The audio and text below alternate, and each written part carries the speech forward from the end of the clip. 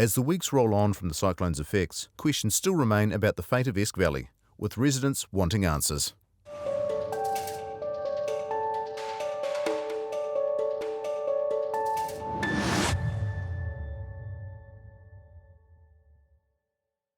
We want to know if the valley will be red zoned, and until we know that, there is no moving on.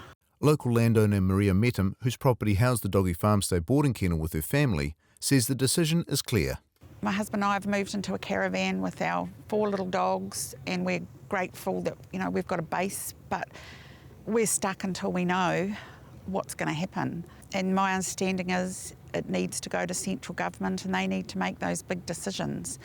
And I can't see why they should take very long. Going through the event as it happened, seeing it, knowing that that could happen again. We personally don't want to come back here, so we need answers and we need them fast. The choice not to return is echoed by some other residents. I mean, everything's destroyed, and I don't really want to go back to the Esk Valley, even if they cleaned it up and made it all nice. It's just doesn't really make sense when it keeps flooding all the time. We've been flooded out that way before, and it was bound to happen sooner or later, but nobody expected it to go from side to side. I mean, holy hell, yeah, it's just ridiculous. We're frustrated, and we're really angry because where is our help? Apart from the locals and the outside people that have pulled in, we have no one. And a lot of it we're doing on our own. A timeline has been announced to begin liaising with the community. What we're working towards is early April, so that's just a few weeks away. We hope at that point to give as much certainty as we can. We have to bring together all of the information, all of the data, the science that will tell us something about what can happen in communities like the Esk Valley. We then bring that information together with what the community wants, and then together we can help make that decision.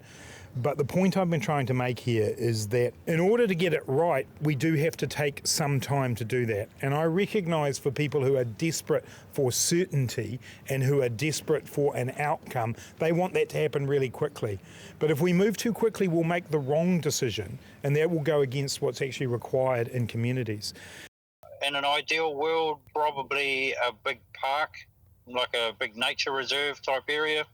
So that nobody's actually living in an established flood zone. Anybody that would live in the area would either have to be up away from the flooding areas or basically rolling the dice. But I honestly don't think the council should let anybody live there. I think it should just be a green area, maybe plant it into native and turn it into a reserve.